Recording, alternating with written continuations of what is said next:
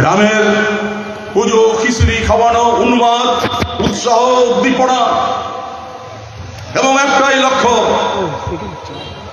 এই যে 2024 সালের নির্বাচন, এই নির্বাচনে যেন তেন প্রকারে তারা দিল্লিতে যদি সরকার তৈরি করতে পারে, যে স্বপ্ন আরএসএস তার জন্মলগ্ন 1923 সাল না 1925 সাল, 100 বছর তাদের পূর্তি হবে এবং তারা স্বপ্ন দেখছে এই 99 বছরে ভারতবর্ষকে হিন্দু রাষ্ট্র প্রতিষ্ঠা করবার। কারা দেশ বিক্রি করে দিচ্ছে মানুষের মধ্যে, আজকে ধর্মের দিকে তুলে বিভেদ তৈরি করছে। সামনে মূল 3টা শত্রু, একটা হচ্ছে কমিউনিস্ট, একটা হচ্ছে মুসলিম, আর একটা হচ্ছে খ্রিস্টান। এরা আজকে স্বপ্ন দেখছে ভারতবর্ষে হিন্দু রাষ্ট্র প্রতিষ্ঠা করবার। আমি আলোচনাকে বাড়াচ্ছি, এরা কঠিন বিপদের মধ্যে আমরা দাঁড়িয়ে আছি এবং নির্বাচন। তাই আমাদের এই বাম ধর্ম নিরপেক্ষ যে রাজনৈতিক দল, আমরা আহ্বান করছি, আপনারা আসুন। আরএসএস বিজেপির স্বপ্ন আমরা ভারতবর্ষের মাটিতে আমরা এখানে সফল করতে দেব না। যারা দেশ বিক্রি করে দিচ্ছে, মানুষের মধ্যে বিভেদ তৈরি করছে। আর একটা দল মাটি মানুষের সরকার, যার মুখ্যমন্ত্রী মমতা ব্যানার্জি। কালকে দেখলে ব্রিগেডের মাঠে তাদের এই সমাবেশ, মঞ্চ দেখেছেন? জীবনে এই ধরনের সমাবেশের মঞ্চ আপনারা কেউ উপলব্ধি করেছেন? বিভিন্ন প্রতিষ্ঠিত কোম্পানি শারদোৎসবের সামনে নতুন শাড়ি, নতুন টিভি, এগুলো মানুষের সামনে তুলে ধরবার জন্য ওই র্যাম্পে হাঁটার মধ্য দিয়ে সেই কোম্পানির প্রচারের মতো রাজ্যের শাসক দল, রাজ্যের মুখ্যমন্ত্রী মমতা ব্যানার্জি সেই মঞ্চের থেকে র্যাম্পে করে নিচে হেঁটে হেঁটে মানুষকে হাত দাঁড়িয়ে এই নির্বাচনে তাদের যে প্রার্থী তালিকা ঘোষণা করেছেন, এটা আপনারা উপলব্ধি করেছেন। আপনারা আমাদের যৌবনের আহ্বানের যে ব্রিগেড, আমরা ইনসাফ চাই, সেই ইনসাফের সমাবেশ আপনারা দেখেছেন। গোটা ব্রিগেড, বাংলার যুব সমাজ, বাংলার গণতন্ত্র প্রিয় মানুষ, তারা সেই ব্রিগেড ভরিয়ে দিয়েছেন, উপচে পড়েছে সেই ব্রিগেড। আর কালকের ব্রিগেড এবং যে প্রার্থীদের নাম মমতা ব্যানার্জি ঘোষণা করলেন, আপনারা দেখেছেন। একটা অংশ তারা পশ্চিম বাংলার লোক নন, গুজরাট, বিহার, এদেরকে ধার করে এনে পশ্চিম বাংলায় তৃণমূলী নেতারা, যারা তৃণমূল দলটা তৈরি করেছেন, একটা সার্কাস পার্টির দল, তাদেরকে অযোগ্য হিসাবে দেখে এই সমস্ত ওই বিভিন্ন রাজ্যের থেকে তাদের প্রার্থী করা হয়েছে। দেখেছেন আপনারা? ওই যে পাগলু ড্যান্স, যে ড্যান্সের নায়ক হচ্ছেন দেব, তাকে ইডি সিবিআই 2-3 বার ডেকেছে, তাকেও প্রার্থী করা হয়েছে। এই হচ্ছে একটা যাত্রা পার্টির দল। আমি আলোচনা বাড়াচ্ছি না, যে দলটা, যার শিক্ষামন্ত্রী পার্থ চ্যাটার্জি, যার বান্ধবী, তার বাড়িতে 50 কোটি টাকা উদ্ধার করা হয়েছিল। সেই মমতার প্রিয় ভাজন নেতা মন্ত্রী পার্থ চ্যাটার্জি, তার বান্ধবী সহ এখন জেলখানায়। আর একজন বেতাস বাদশা, যিনি বলেন চরম চরম ঢাকের বাদ্যি বাজবে, পুলিশের হাত কেটে দাও, বোমা মারো। সেই কেসটা যে গালামালের দোকান চালাতে, সকালবেলা মাগুর মাছ বিক্রি করতে। মমতার আশীর্বাদে দুর্নীতির মধ্য দিয়ে কোটি কোটি টাকার তিনি মালিক হলেন। যার মেয়ে যোগ্যতা ছিল না, তাকেও প্রাইমারি স্কুলে চাকরি দেওয়া হয়েছিল। আজকে সেই কেসটা অনুব্রত মণ্ডল তার মেয়ে আজকে জেলখানা। আরেকজন মন্ত্রী জ্যোতিপ্রিয় মল্লিক বালু, কি হুমকি না, সিপিএম কে এক করে করো। সিপিএম এর লোকেরা যে চায়ের দোকানে বসবে সেখানে একসঙ্গে চা খাবেন না। সিপিএম এর ঘরে মেয়ে বিয়ে দেবেন না। সেই জ্যোতিপ্রিয় মল্লিক গরিব মানুষ যারা রেশনে চাল নেন, আটা নেন, 1 কেজি আটার প্যাকেট সেখানে 200 গ্রাম করে আটা দিই, 800 গ্রাম আটা দিয়েছে, 200 গ্রাম মেরে দিয়েছে চাল। যে চাল মানুষের খাওয়ার উপযোগী নয়, সেই চাল তার ষড়যন্ত্রে দেওয়া হয়েছে। চাল আটা চুরি করে কোটি কোটি টাকা, আজকে বাপকেও ছাড়ে না। সেই জ্যোতিপ্রিয় মল্লিক এবং তার সাঙ্গ পাঙ্গরা আজকে জেলে বসে জেলের ঘানি টানছে। কত আক্ষেপ, কত দুঃখ তৃণমূলীদের, কত 23 কেজি না কত ওজন বলে এর মধ্যেই কমে গেছে। চোরেদের ওজন কমবে না তো কাদের ওজন কমবে? তারপরে আপনার এই সন্দেশখালীর ঘটনা আপনারা জানেন।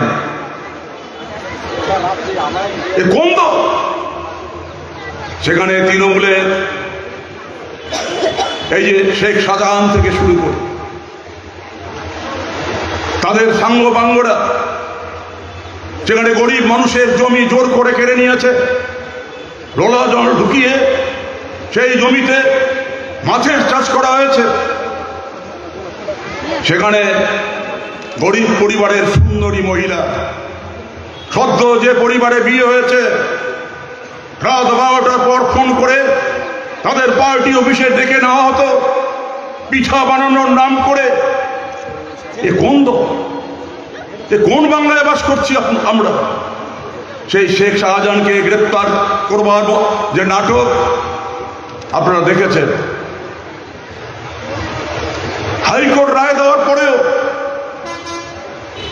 মমতা ব্যানার্জির এত উদ্ধত্ত, পুলিশকে ব্যবহার করে তাকে সিবিআই এর হাতে যেন তুলে দেওয়া না হয়, তিনি সুপ্রিম কোর্টের দ্বারস্থ হলেন। সুপ্রিম কোর্ট হাইকোর্টের ডিভিশন বেঞ্চের রায়কেই বহাল রাখলেন। নিরুপায় হয়ে সিবিআই এর হাতে এই শাহজাহানকে ছেড়ে দিতে হয়েছে। শুধু কি সন্দেশখালীতে শাহজাহান? আপনার মেখলিগঞ্জে শাহজাহান নেই, হলদিবাড়িতে নেই, দিনহাটায় নেই, কোথায় শাহজাহান নেই? এখানে আপনাদের মেখলিগঞ্জে তো আর এক শেখ শাহজাহান নীতি আদর্শকে জলাঞ্জলি দিয়ে নিজের ধান্না, নিজের পকেট ভর্তি করবার জন্য ব্যাংকের টাকা আরো কতটা সে জমাতে পারবে, সে কারণে আপনারা জানেন মেখলিগঞ্জের লোক আমার থেকে ভালো। নেতাজি সুভাষচন্দ্র বোসের তার প্রতিমূর্তি স্থাপন করতে গিয়ে যিনি বলে আমার মৃত্যুটার জন্য ওই নেতাজি সুভাষচন্দ্রের আদর্শে বলিয়ান হয়ে আমার জন্য এখানেই হয়। আজকে আপনাদের মেখলিগঞ্জের সেই নেতা মমতা ব্যানার্জির পায়ে নতজানু হয়ে যে দুটো আমার দাবি, একটা হচ্ছে মেয়েটার আমার স্কুলের চাকরি, আর আপনার তৃণমূলে যোগ দেওয়ার পর আমাকে এমপির একটা টিকিট। মেয়ের চাকরি হলো, চাকরি রক্ষা করতে পেরেছে, এমপিতে হেরে গেল। মমতা ব্যানার্জি তাকে সন্তুষ্ট করবার জন্য বিধানসভায় দাঁড় করিয়েছেন, জিতেছেন। মানুষের ভোটে নয়, ভোট লুট করে গুন্ডাদের ব্যবহার করে তিনি জিতে তার আরো পাপের বোঝা বাড়িয়ে তুলেছেন। শুনলাম এবার বৃক্ষরোপণ কর্মসূচিতে তিনি নাকি মেখলিগঞ্জে অনেক রাস্তায় বৃক্ষরোপণ করেছেন। এই বৃক্ষ যদি বড় হয়, এই বৃক্ষে যে ফল ধরবে, সে ফল হবে বিষ ফল। সে ফল মানুষের স্বার্থে লাগবে না। এই বিষ ফল পান করে মেখলিগঞ্জের অনেক মানুষ তারা অসুস্থ হসপিটালে ভর্তি হতে হবে, তাদের অনেকের মৃত্যু হতে পারে। এই সমস্ত জঞ্জালরা আজকে তৃণমূল দলে কেউ এমএলএ, কেউ মন্ত্রী, কেউ নেতা, আরেকজন ফরওয়ার্ড ব্লকের সাধারণ সম্পাদক ছেলে, তিনি বেতাজ বাদশাহ, আজকে দিনহাটা, তিনি কি বলেন যে পিঠা বানানোর জন্য 12টার সময় ডাকতে হবে কেন? পিঠা তো হয় ভোরবেলা বানাবে আর নাহলে সন্ধ্যাবেলা বানাবে। এই ক্রিমিনাল, সমস্ত পশ্চিমবাংলার এই ক্রিমিনালরা আজকে অভিষেক ব্যানার্জি, মমতা ব্যানার্জির ছত্রছায়ায় আজকে সমস্ত ক্ষমতা, আজকে সমস্ত সমাজবিরোধীদের আজকে একসঙ্গে কুক্ষিগত করে গোটা বাংলাটার সর্বনাশ করছেন। আর তার সঙ্গে পুলিশের একটা বড় অংশ আজকে মমতা ব্যানার্জির দলের দলদাসে পরিণত হয়েছে। এই বাংলাকে বাঁচাতে হবে। এই বাংলাকে যদি বাঁচাতে হয় তাহলে এই যে 24-এর লোকসভা নির্বাচন, এই নির্বাচন আমাদের কাছে অত্যন্ত গুরুত্বপূর্ণ। কিসের ভয়? ভক্ত হাতে লাল ঝান্ডাটা হাতে তুলে ধরুন, সোজা করুন, বাপের বেটার মতো করছে উঠুন, ঐক্যবদ্ধ হন, তৃণমূল বিজেপিকে পরাজিত করে পশ্চিম বাংলায় লাল ঝান্ডাকে উঠে তুলে ধরে আরেকটা বামফ্রন্ট সরকার আমরা এই 2026-এ পশ্চিম বাংলায় উপহার দিতে চাই। তাহলে আপনাদের উপর শোষণ, নিপীড়ন, অত্যাচার, আজ মা বোনদের কোনো নিরাপত্তা নেই গোটা বাংলা জুড়ে। এই যাত্রা পার্টিকে পশ্চিম বাংলার থেকে উৎখাত আমাদের করতে হবে। সেজন্যই আজকে এই মেখলিগঞ্জে আমাদের সমাবেশ। আপনারা জানেন এই মেখলিগঞ্জে আমাদের বামফ্রন্টের সিপিআইএম এর প্রার্থী এখানে লোকসভা নির্বাচনে তিনি প্রতিদ্বন্দ্বিতা করবেন। আমরা আজকালকের মধ্যে আমরা নাম ঘোষণা করে দেব। প্রথমে আবেদন করতে চাই আমাদের প্রতীক চিহ্ন কাস্তে হাতুড়ি তারা, যে কাস্তে হাতুড়ি তারাকে নিয়ে আপনার গরিব মানুষ, গরিব কৃষক, শ্রমিক, শিক্ষিত বেকার যুবক মায়েরা বোনেরা স্বপ্ন দেখেন একটা সুন্দর একটা বাংলা গড়ে তুলব। আমি আবেদন করবো আত্মীয় স্বজন, প্রতিবেশী, বন্ধু বান্ধব, আমাদের প্রতীক চিহ্ন কাস্তে হাতুড়ি তারা, কাস্তে হাতুড়ি তারা চিহ্নে ভোট দিয়ে ওই বিজেপি, ওই যাত্রা পার্টি, তৃণমূল দল সমস্ত দুর্নীতিতে ডুবে গেছে, সবটা আজকে জেলখানায় অনেকটা পড়ে গেছে। সঠিকভাবে যদি পুলিশ প্রশাসন যদি তারা পদক্ষেপ গ্রহণ করতেন, একটা মন্ত্রী, একটা এমএলএ, একটা পঞ্চায়েত জেলের বাইরে থাকার কথা নয়, অভিষেক ব্যানার্জি পর্যন্ত নয়, এদের জায়গা হবে জেলখানার মধ্যে। এই পরিস্থিতি আমাদের বাংলায় তৈরি করতে হবে। সকলেই এই দায়িত্ব গ্রহণ করবেন। এই কয়েকটি কথা বলে আমি আবারও আজকের সমাবেশে যারা উপস্থিত হয়েছেন এবং আমার বন্ধুরা, ওই 8 তারিখ থেকে আমাদের কোচবিহার জেলার সেই আসাম সীমান্ত বক্সিরহাট থেকে যারা জাঠা মিছিলে সামিল হয়েছে, রৌদ্রকে উপেক্ষা করে তারা আজকে 12টার সময় হলদিবাড়িতে এসে পৌঁছেছেন। এই বীর কমরেড ছাত্র, যুব, শিক্ষকদের আমি রক্তিম অভিনন্দন জানাই, লাল সালাম জানাই। আগামী দিনে তাদের দৃঢ়চেতা মনোভাব এই বাংলায় এই যারা সর্বনাশ করছে তাদের উৎখাত করে এখানে তাদের যে স্বপ্ন, সেই স্বপ্ন সার্থক করে সকলে মিলে আমরা তুলতে পারবো, এই বিশ্বাস রেখে আমি আমার কথা শেষ করছি। ইনকলাব জিন্দাবাদ, ভারতের কমিউনিস্ট পার্টি মার্ক্সবাদী জিন্দাবাদ। এখন আপনার